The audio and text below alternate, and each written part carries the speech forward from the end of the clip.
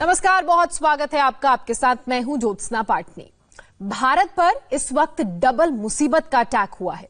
एक तो कोरोना और ऊपर से बाढ़ और बारिश। सैलाब से आधे हिंदुस्तान में तबाही मची हुई है, लोग परेशान हैं। बाढ़ की वजह से हजारों हेक्टेयर फसल भी बर्बाद हो गई है, लाखों लोग बेघर हो चुके हैं। यूपी, बिहार, असम, हिमाचल प्रदेश, उत्तराखंड, हर जगह अब बाढ़ आउट ऑफ कंट्रोल है।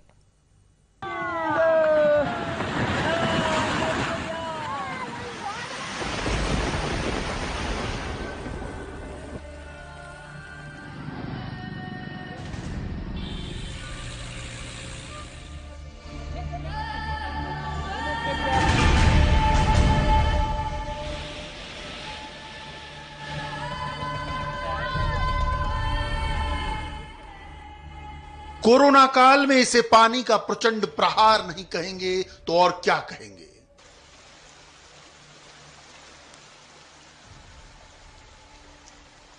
एक तरफ कोरोना के किलर वायरस का खतरा है तो दूसरी ओर बाढ़ से बर्बादी का खौफ।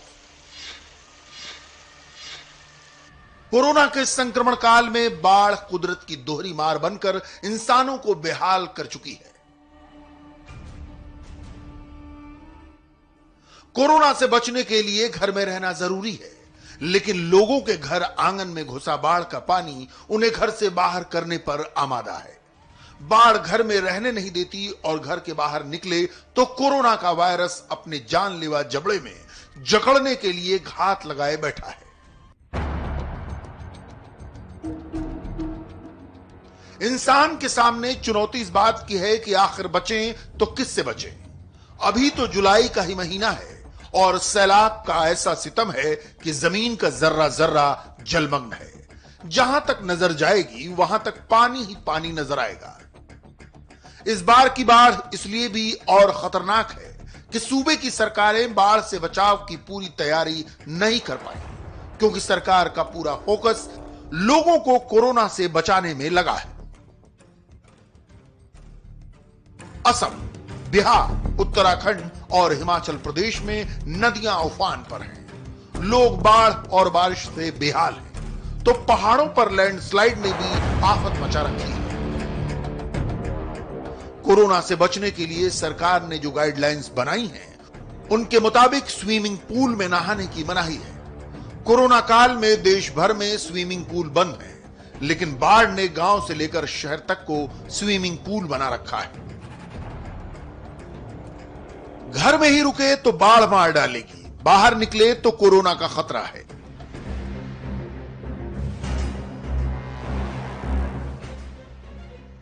बाढ़ से अभी सबसे ज्यादा प्रभावित पूर्वोत्तर का राज्य असम है। असम के 2633 गांव बाढ़ के पानी में पूरी तरह डूब गए। असम के 8 जिलों में 70 लाख से ज्यादा लोग बाढ़ से प्रभावित हुए। असम में अब तक कोरोना से 58 लोगों की जान गई है। वहीं बाढ़ की वजह से 110 लोगों की मौत हो चुकी है।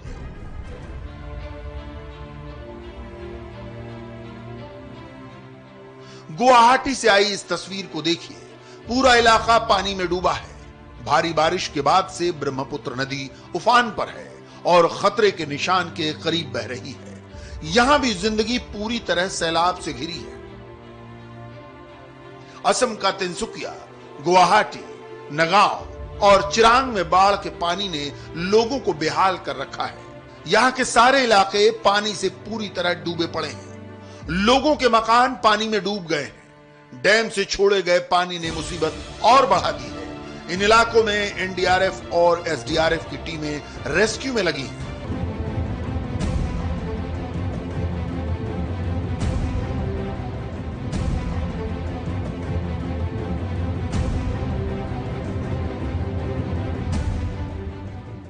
मॉनसून आते ही बिहार की नदियों ने एक बार फिर अपनी सीमाएं तोड़ दी। नेपाल में भारी बारिश के कारण बॉर्डर से सटा दरभंगा में बागमती और कमला बलान नदी का रौद्र रूप दिख रहा है।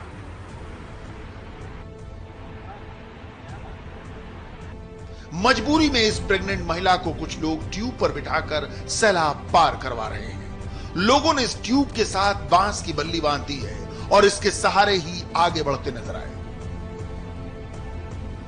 ऊपर हमको बैठा के लौला बउआ, बहुत मुसीबत से लौला। बहुत पानी लगा हुआ। डॉक्टर यहाँ इलाज पानी है एकदम, हमारे आंगने तक में पानी पहुंचा बउआ। सोचिए, अगर ऐसे मुश्किल वक्त में इन इलाकों में कोरोना का संक्रमण फैल गया तो मुसीबत कितनी बढ़ जाएगी। सीतामढ़ी से आई हैरान करने वाली इस तस्वीर को देखिए। बागमती नदी का उफान इतना तेज है कि न मकान बचा न दुकान, और तो और सड़कों पर भी सैलाब का पानी बह रहा है। गलियों में इतना पानी है जैसे समंदर बह रहा हो। मंदिर से लेकर घर और स्कूल तक पानी भरा है। बिहार में अब तक कोरोना से 217 लोगों की जान गई। बारिश में बिजली गिरने से 160 से ज्यादा मौत हो चुकी है। सैलाब से बिहार के 8 जिलों में तबाही मची है। दरभंगा, खगड़िया, सीतामढ़ी, मुंगेर, छपरा, मधुबनी, मधेपुरा और मुजफ्फरपुर में सब कुछ जलमग्न है।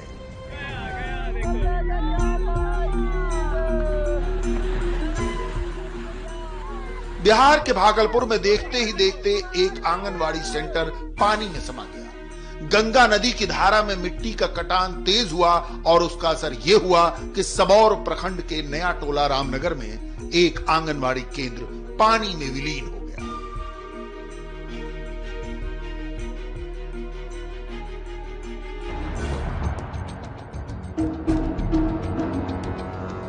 मैदानी ही नहीं, पहाड़ी इलाके भी बारिश और लैंडस्लाइड से जूझ रहे हैं। उत्तराखंड में पिथौरागढ़ जिले के मुनस्यारी की यह तस्वीर है।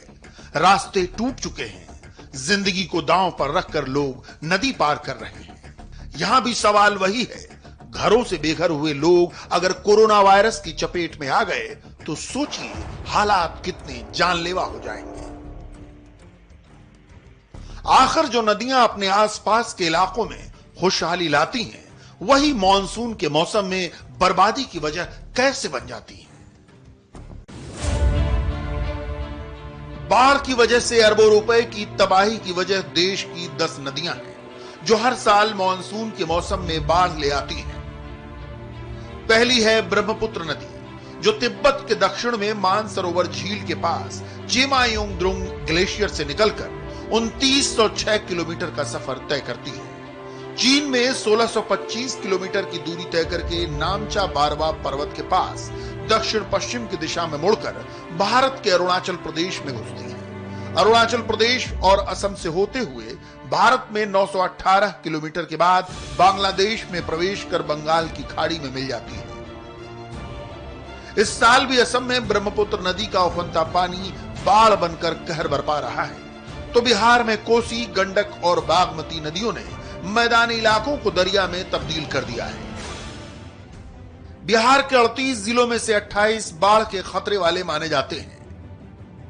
ये ऐसे इलाके हैं जहां पूरे साल लोग जो कुछ जमा करते हैं, बाढ़ उसे बहा ले जाती है। इसमें कोसी नदी का रोल सबसे ज्यादा होता है। इसीलिए कोसी नदी को बिहार का शोक कहा जाता है। कोसी नदी गंगा की सहायक नदी है, जो नेपाल के पहाड़ों से निकलकर नेपाल में बहती हुई बिहार में भीमनगर के रास्ते से दाखिल होती है और बिहार में आगे बढ़ते हुए राजमहल के निकट गंगा नदी में मिल जाती है। कोसी नदी हर साल बिहार में भीषण बाढ़ ले आती है। नेपाल से भारत में दाखिल होने वाली नदियों में गंडक, बूढ़ी गंडक और बागमती नदी भी मॉनसून के दिनों में पानी के साथ साथ बर्बादी लाती है। गंडक नदी नेपाल में काली और त्रिशूली नदियों के संगम से बनी है, जो नेपाल की उच्च हिमालय पर्वत श्रेणी से निकलती है। गंडक नदी 765 किलोमीटर लंबे घुमावदार रास्ते से गुजरकर पटना के सामने गंगा नदी में मिल जाती है। इनके पानी में उफान से बिहार के 6 जिलों में बाढ़ जैसे हालात हैं। पश्चिमी चंपारण, पूर्वी चंपारण, गोपालगंज, मुजफ्फरपुर, वैशाली और सारण जिलों के तमाम इलाके बाढ़ की चपेट में हैं। बागमती नदी नेपाल में करीब 195 किलोमीटर का सफर तय कर बिहार में एंट्री लेती है। इसकी वजह से उत्तर बिहार के सीतामढ़ी, मुजफ्फरपुर, दरभंगा, मधुबनी जिलों में बाढ़ जैसे हालात हैं। बिहार के बाहर भी ऐसी तमाम नदियां हैं जो बाढ़ की वजह बनती हैं। इनमें गोमती उत्तर प्रदेश में बहने वाली एक प्रमुख नदी है। पीलीभीत जिले के माधव टांडा इलाके से निकलकर करीब 900 किलोमीटर के बहाव के बाद ये नदी वाराणसी के नजदीक गंगा में मिल जाती है। गोमती के चलते लखनऊ से सटे यूपी के कई जिलों में बाढ़ जैसे हालात बनते हैं। नर्मदा नदी जो मध्य प्रदेश के अमरकंटक से निकलकर गुजरात होते हुए 1312 किलोमीटर की दूरी चलकर अरब सागर में जा मिलती है। नर्मदा का उफनता पानी मध्य प्रदेश और गुजरात के कई इलाकों में हर साल तबाही का कारण बनता है। दामोदर नदी पश्चिम बंगाल और झारखंड में बहने वाली प्रमुख नदी है। ये नदी छोटा नागपुर की पहाड़ियों से निकलती है जो करीब 290 किलोमीटर का सफर झारखंड में तय करती है। उसके बाद पश्चिम बंगाल में दाखिल होकर 240 किलोमीटर का सफर तय करती है और हुगली में मिल जाती है।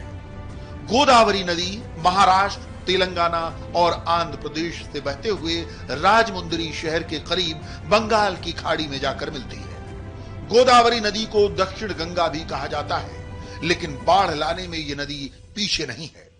तो दक्षिणी भारत में कावेरी नदी जो कर्नाटक और उत्तरी तमिलनाडु में बहने वाली नदी है, कावेरी नदी में उफान आने पर कोडगु, मैसूर, मांड्या जैसे दक्षिणी भारत के जिलों में बाढ़ आती है।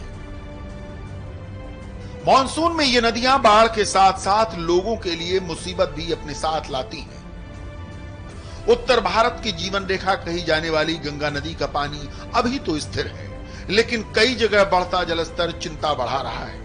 गंगा नदी भारत और बांग्लादेश में कुल मिलाकर 2525 किलोमीटर की दूरी तय करती है और बंगाल की खाड़ी में समा जाती है। वैसे तो गंगा नदी अभी खतरे के निशान से ऊपर नहीं बह रही, लेकिन लगातार बारिश से गंगा भी विकराल रूप ले सकती है। इसीलिए उत्तराखंड से लेकर यूपी और बिहार में अलर्ट है। कोरोना काल में लोग डरे हैं, सहमे हैं, क्योंकि कोरोना से बचने के लिए वो जिन घरों में हैं, अगर बाढ़ आ गई तो वो घर भी उन्हें कोरोना से नहीं बचा पाएगा। असम में बर्बादी की ये बाढ़ चीन से आई है। वही चीन जिसने एक तरफ कोरोना फैलाकर दुनिया को संकट में डाला, तो वहीं दूसरी तरफ एलएसी पर भारत की जमीन पर अपनी गिद्ध नजर गड़ाए हुए है। अब इस चीन का ग्लोबल आइसोलेशन स्टार्ट हो चुका है।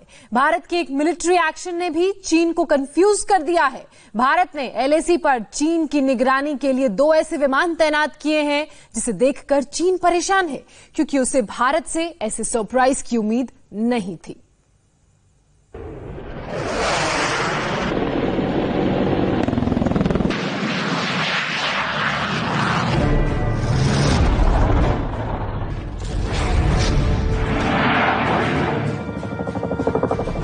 दिल्ली के एयर हेडक्वार्टर्स यानी वायु भवन में इंडियन एयरफोर्स के कमांडर्स की कॉन्फ्रेंस हो रही थी और इसमें रक्षा मंत्री राजनाथ सिंह भी शामिल थे। इस मौके पर रक्षा मंत्री ने 2 बहुत अहम बातें कही।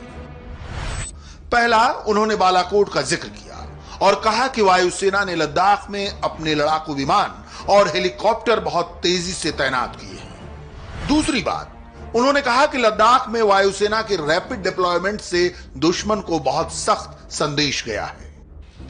3 दिन चलने वाली इस कॉन्फ्रेंस में air chief marshal RKS Bhadauria ने भी बड़ी बात कही। उन्होंने कहा है कि वायुसेना शॉर्ट टर्म युद्ध के लिए भी तैयार है और सामरिक खतरों से भी निपटने का पूरा प्लान है।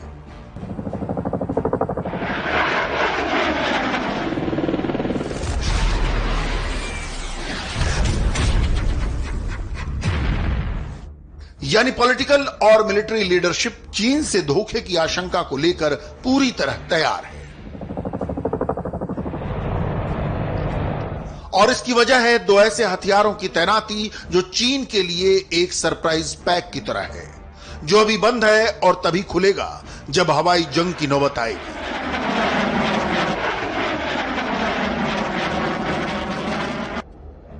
इस वक्त लद्दाख और एलएसी के आसपास निगरानी के लिए 2 और बड़े ही खास हथियारों का इस्तेमाल किया जा रहा है। एक है नेवी का MiG-29K और दूसरा है नौसेना का ही टोही विमान P-8I। अब आप सोच रहे होंगे कि आखिर नौसेना के विमानों का लद्दाख के ऊंचे पहाड़ वाले इलाके में क्या काम?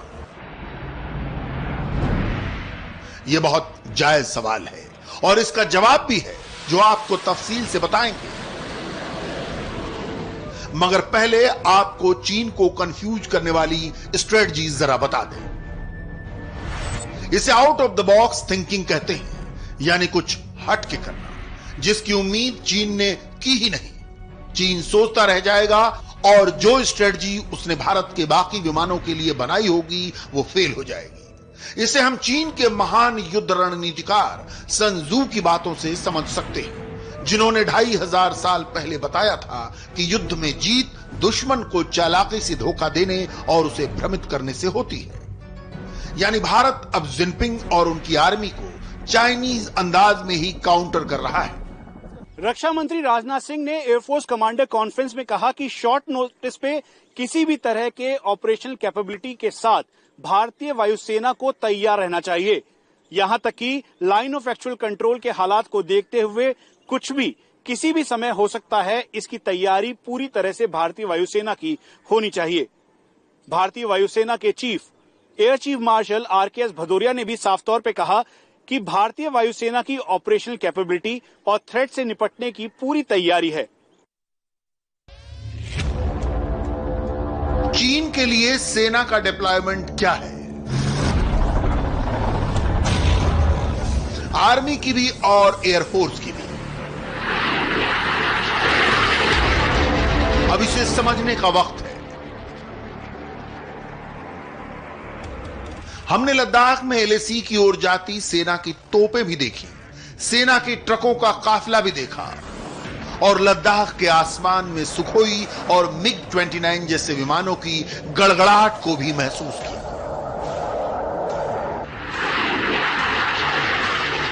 अब तक भारत 3 लड़ाकू विमानों को LAC पर पेट्रोलिंग के लिए इस्तेमाल कर रहा था और अब चौथा भी आ पहुंचा है। पहला है भारत का top class fighter jet Sukhoi 30 MKI, दूसरा है MiG-29 का अपग्रेडेड वर्जन, ये दोनों लेह एयरबेस पर तैनात हैं। तीसरा है मिराज 2000 जो LAC के बाकी सेक्टर्स की निगरानी कर रहा है और अब चौथा जहाज है MiG-29 का नेवल वर्जन जिसे MiG-29K कहते हैं। अब सवाल यह है कि जो MiG-29K नेवी ऑपरेट करती है, जो एयरक्राफ्ट कैरियर INS विक्रमादित्य से उड़ान भरता है और समुद्री टारगेट पर हमला करने के लिए बना है,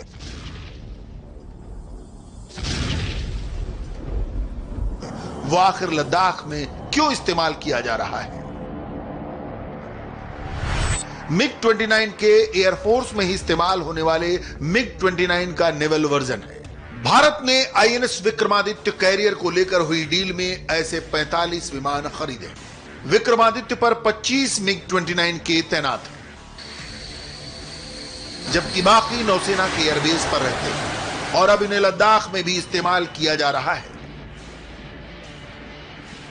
MiG-29K का थ्रस्ट टू वेट रेशियो गजब का है, यानी इसकी भार क्षमता और इसके इंजन के पावर के समीकरण ऐसे हैं जो इसे दूसरे विमानों के मुकाबले ज्यादा ताकत देते हैं।